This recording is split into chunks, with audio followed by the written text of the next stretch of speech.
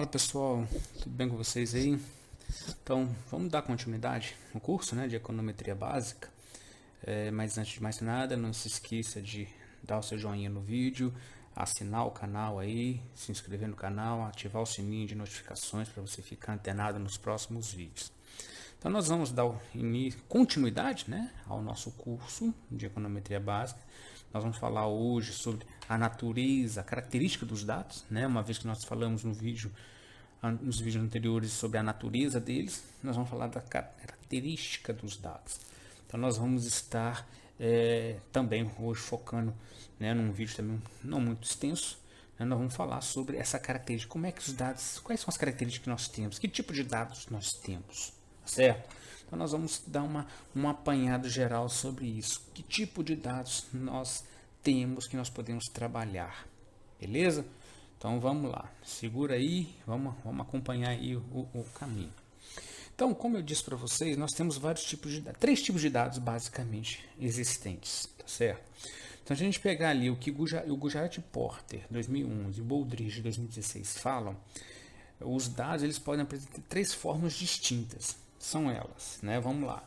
Nós temos o cross-section, séries temporais e dados em painel, tá? Então, nós vamos trabalhar em uma dessas 3 situações. Em algumas situações, por exemplo, aqui em dados em painel, nós vamos mesclar essas duas situações simultaneamente, tá? Mas eu vou falar disso mais para frente. Mas num primeiro momento que nós precisamos entender, ou nós vamos trabalhar com cross-section, ou nós vamos trabalhar com séries temporais, ou nós vamos trabalhar com dados em painel, beleza? Então vamos falar um pouquinho sobre cross-section. Ok? Então, para cada situação descrita acima, uma metodologia deve ser utilizada, pois as características dos dados demandarão uma forma de tratamento ou estimação adequada. Então, é a característica dos dados que vai te dizer o que você vai rodar. E, consequentemente, alguns problemas de estimação poderão surgir caso se utilize alguma metodologia equivocada, como, por exemplo, a violação dos pressupostos do modelo de mínimo quadrados ordinários. Tá certo? Além disso, os autores argumentam que os dados são determinantes para uma boa estimação, pois a sua existência ou não pode comprometer todo o estudo proposto. Por isso, eles recomendam uma atenção especial aos tipos de dados existentes e como tratá-los de forma adequada. Tá? Quando a gente for falar, ainda é muito cedo para a gente entrar nesse campo aqui, violação dos pressupostos do modelo clássico, do MQO. Mas esse aqui é um problema que ocorre durante as estimações que nós temos que ficar atentos, tá certo? E a partir desses possíveis problemas existentes, não quer dizer que eles irão existir, mas a gente tem que ter em mente que eles podem acontecer, nós temos que identificar e corrigir, como eu falei no vídeo passado, tá certo? Então, assim, é importante que a gente dê muita atenção aos dados, okay? Para que eles estejam o mais corretos possíveis para que a nossa estimação seja a melhor possível. É claro, mais uma vez, como são dados secundários, nós não temos controle sobre sua confecção. Nós assumimos, que eles estão corretos, tá certo? Nós assumimos porque nós não os confeccionamos. Quando são dados primários, resultantes de uma pesquisa de campo que você vai lá e executa, você tabula, se você digitou algum número errado, alguma coisa equivocada, você consegue identificar, porque ela fez uma discrepância muito grande do que você estava acostumado a lançar. Então você consegue corrigir, tá certo? Do contrário, a gente simplesmente assume que os dados estão corretos. É claro que quando há alguma coisa estranha, a gente tenta fazer alguma atuação, excluir a variável, enfim. A gente tenta se cercar o máximo possível para evitar esses erros. Beleza? Então, fique atento sempre às bases de dados. Então, vamos falar um pouquinho sobre o cross-section. O cross-section ele é um conjunto de dados, é um conjunto de dados.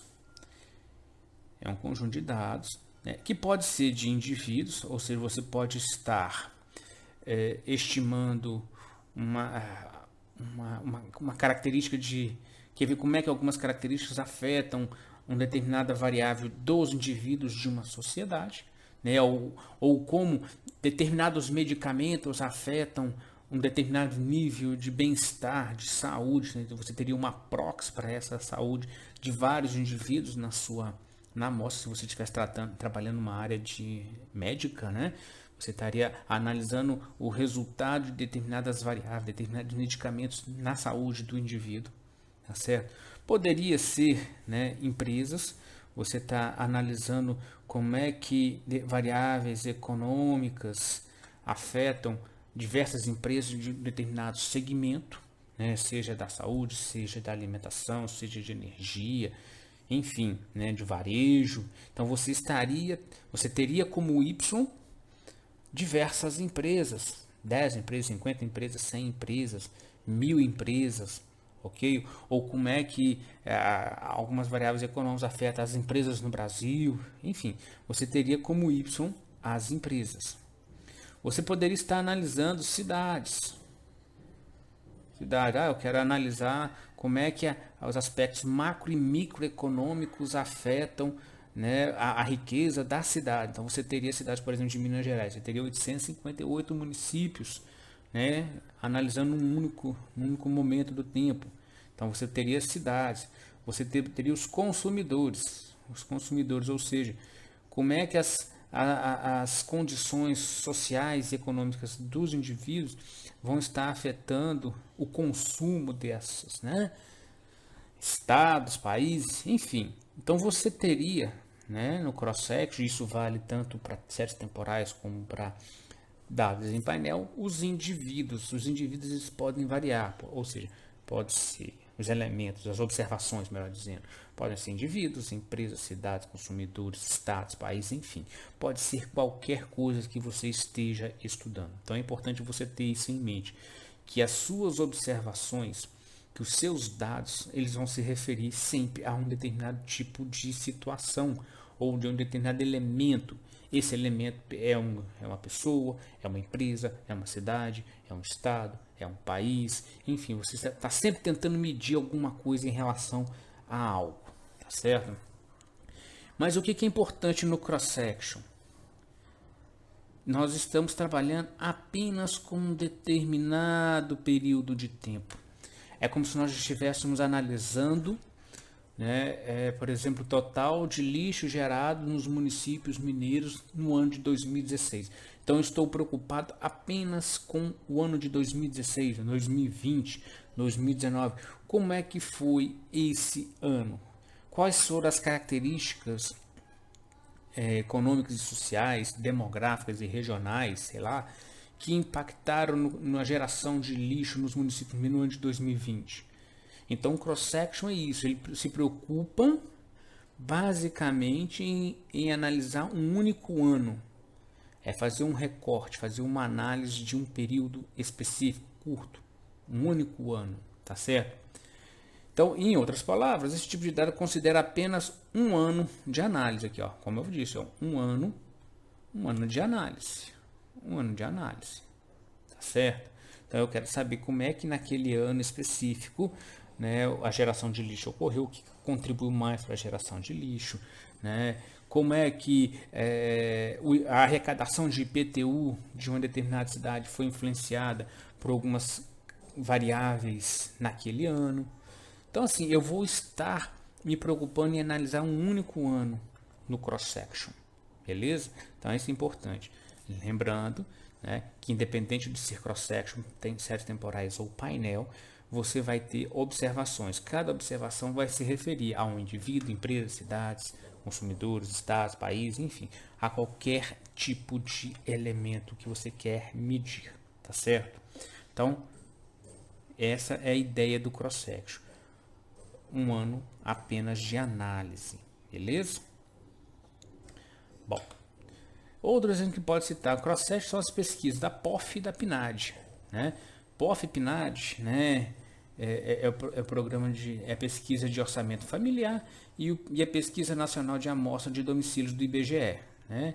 Se você entrar lá no IBGE e pesquisar POF e PNAD, é uma excelente base de dados.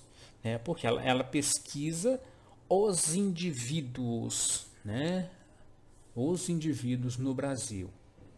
Muitos pesquisadores na área de economia utilizam essas duas bases de dados.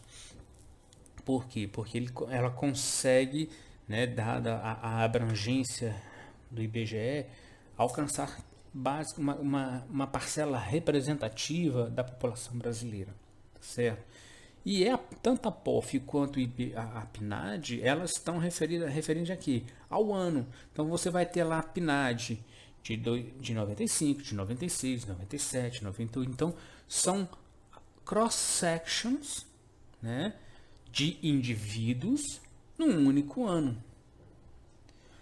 É a POF das famílias dos indivíduos em um ano, ok? Beleza? Então você tem um exemplo clássico, né, de cross-section que nós utilizamos com muita frequência para fazer estudos, tá certo?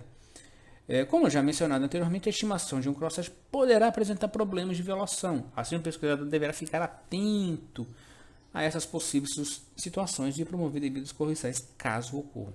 Então aqui, mais uma vez, eu ainda vou falar nos próximos vídeos aí para frente, que são as violações do MQO, certo? As violações. Desculpa a letra aí, hein? As violações do MQO. Tá? Os pressupostos. Tá? Então nós vamos ter aqui, nesse caso específico da POF e da PNAD, nós não vamos ter autocorrelação. Nós não vamos ter autocorrelação. Por quê? Eu vou falar para frente, porque eu estou trabalhando apenas com um ano.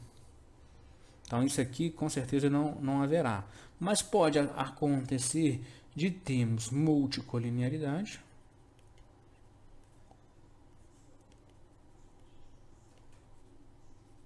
E podemos ter o problema também de heterocedacidade.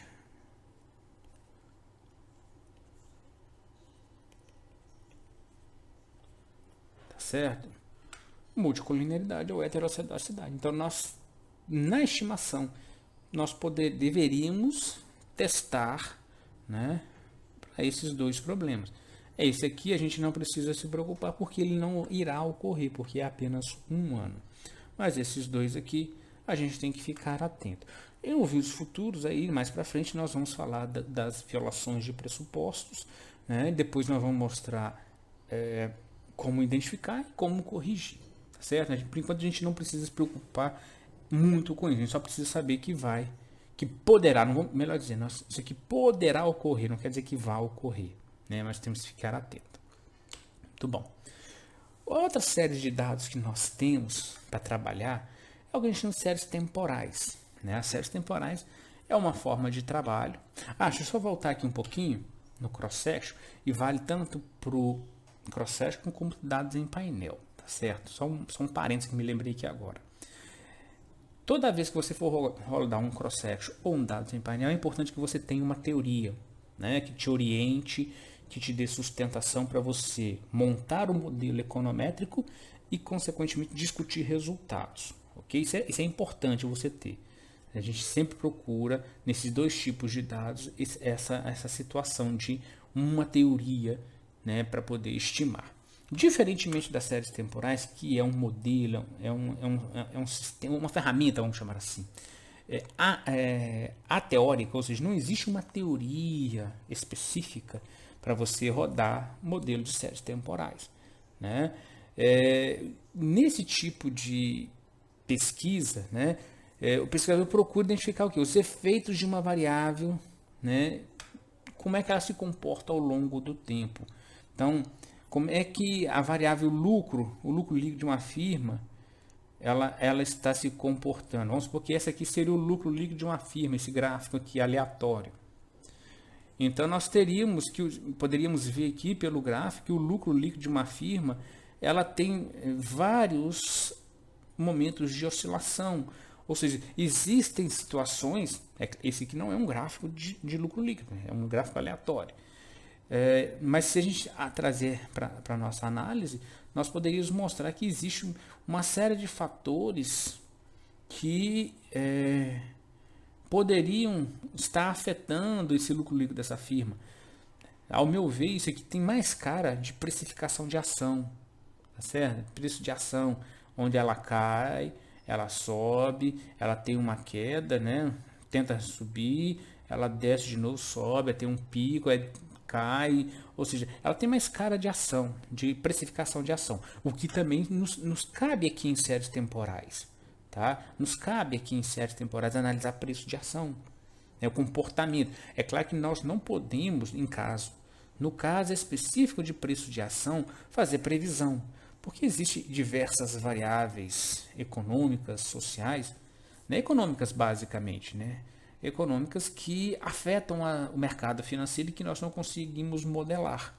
Então, a gente não pode falar de previsão de precificação, né? Aí poderíamos estar falando de análise gráfica, análise técnica, né? Para você identificar, por exemplo, uma análise aqui, ó, vamos pegar esse topo aqui, ó. Aqui, nesse ponto, né, pegando a gancho de mercado de capitais, você teria um topo duplo, né? Se é um topo duplo, quer dizer que o mercado vai cair. E ele de fato caiu, ó, caiu. Aí ele subiu, desceu, formou um outro topo duplo, você vai cair de novo, ó. E o mercado caiu, Tentou corrigir, mas caiu. Caiu. Aí aqui embaixo formou um fundo duplo. Ou seja, quer dizer, vai subir. Aí subiu, fez um outro topo duplo, desceu, fez um outro fundo duplo, subiu, né? Aí fez um outro topo duplo, desceu, fundo duplo, subiu, topo duplo, desceu, fundo duplo, subiu, aí o mercado caiu, aí fundo duplo e subiu. Então aqui, isso aqui seria mais, para o mercado financeiro, seria uma análise mais técnica, mais de gráfico, né? Mas que não é nosso caso aqui, tá? Aí voltando para séries temporais. Então o que acontece? Nós temos essa possibilidade de analisar variáveis ao longo do tempo. Que tipo de tempo? Nós temos ações, tipo de variáveis que tem dados diários, que é o preço de ação. Você tem o preço de ação, ele ocorre diariamente, ok? A cada fechamento de pregão da bolsa é um dado, é um dado diário. Você tem dados bimestrais, trimestrais, quadrimestrais, semestrais, bimestrais, anuais, decenais, enfim. Então, a forma como você vai trabalhar os dados em séries temporais vai depender do tipo de variável que você tem. Eu quero analisar ações, preço de ação, comportamento, né? Não posso fazer previsão, eu posso fazer um exercício econométrico de tentar prever, mas você não pode ter essa informação como parâmetro para tomada de decisão, né? Como eu disse, existem variáveis econômicas muito fortes, né, que afetam os preços das ações, né, que nós não temos como prever, né? Do tipo assim, amanhã o governo pode soltar uma nota que afeta, por exemplo, o setor de produção de petróleo e o preço do petróleo subir ou despencar. Isso vale para qualquer mercado. Isso a gente não tem como controlar, né? A menos que o indivíduo tenha informação privilegiada, ou seja, ele tem é o que a gente chama de assimetria da informação. Ele consegue prever, né, ou ele sabe com antecedência que algo vai acontecer e ele ganha dinheiro com isso. Então, mas de qualquer maneira, aí ele está cometendo crime contra o sistema financeiro, mas enfim. Voltando aqui, então, em suma, o pesquisador terá apenas uma unidade de análise. Olha que interessante. Lá no MQO, na cross-section, nós temos vários elementos, estados, municípios. Aqui não, aqui nós só temos um elemento. Então, eu estou analisando o comportamento do preço da ação, por exemplo, da Petrobras. Isso aqui. O comportamento da Via Varejo, está aqui. Da WED, está aqui. Então, nós temos apenas um elemento sendo analisado ao longo do tempo. Tá certo? Então, a partir disso, nós conseguimos buscar quais são os fatores, né, que podem estar afetando essa variável, né? Não necessariamente a gente está analisando só o comportamento, a gente pode estar rodando também um modelo de séries temporais para ver o que pode afetar aquela variável. Por exemplo, ciclos políticos, sazonalidade, enfim, alguma coisa nesse sentido, tá certo? Então, os séries temporais é basicamente isso. Nós estamos analisando apenas uma variável, um elemento, né, que é um país, é um estado, é uma ação, enfim, é uma única coisa ao longo do tempo. E por séries temporais, né? Continuando aqui, ó. No cross-section, nas séries temporais, nós temos alguns problemas também que nós temos que corrigir, né? Identificar para que a gente possa trabalhar, né?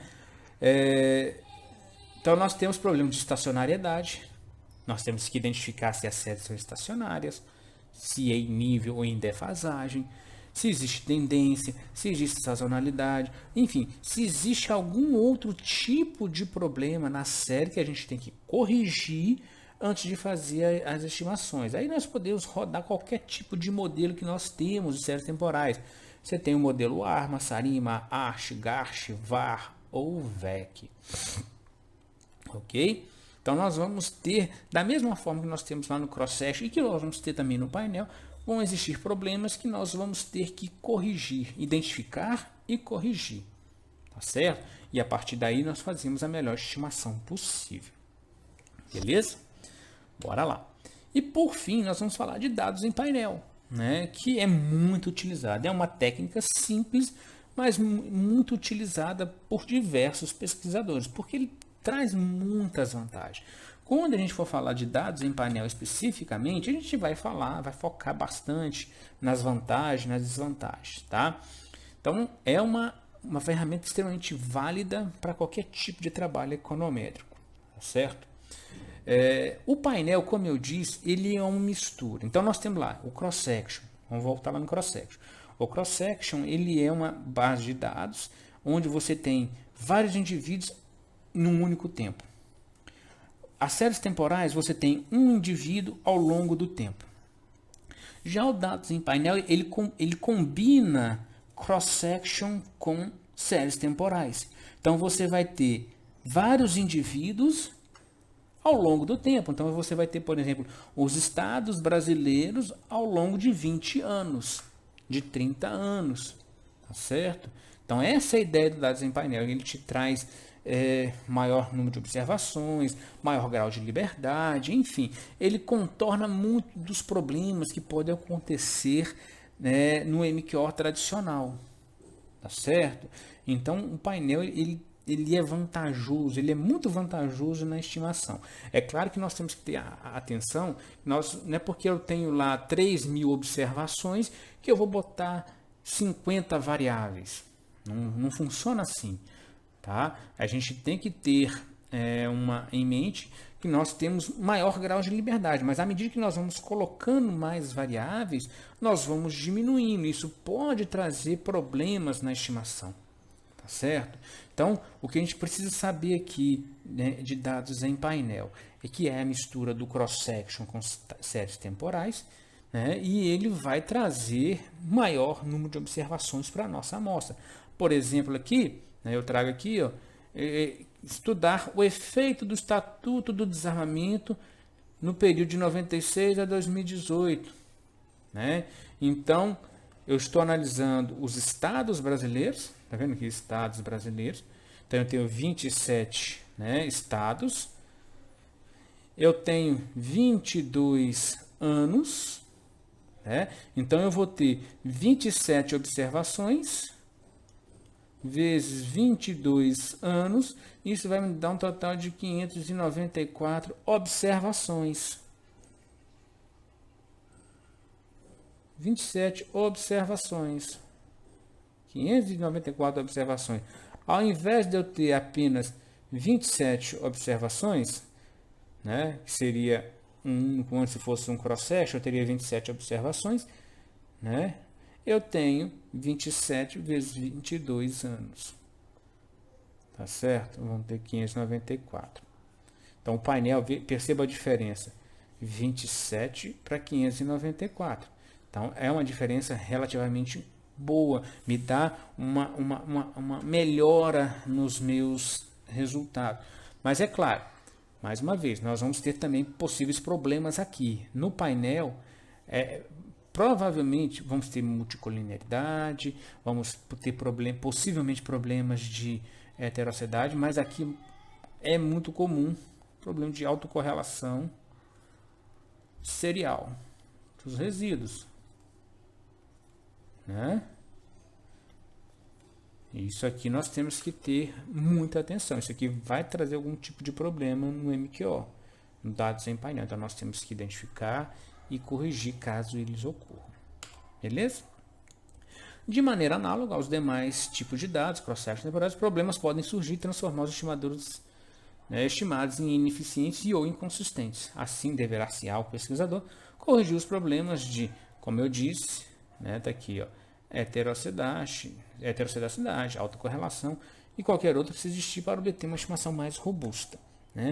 Como já mencionado, as fontes de dados poderão ser diversas, dependendo do objeto da pesquisa. A maior parte das pesquisas aplicadas em contabilidade, administração e economia baseiam-se em dados secundários. Logo, eles serão elaborados por órgãos oficiais de governo ou entidades cuja a qualidade deles não temos como medir, como eu já disse anteriormente. Beleza? Então é isso, pessoal. Essa é a ideia hoje desse vídeo, de forma rápida, de falar quais são os tipos de dados que nós temos. Beleza?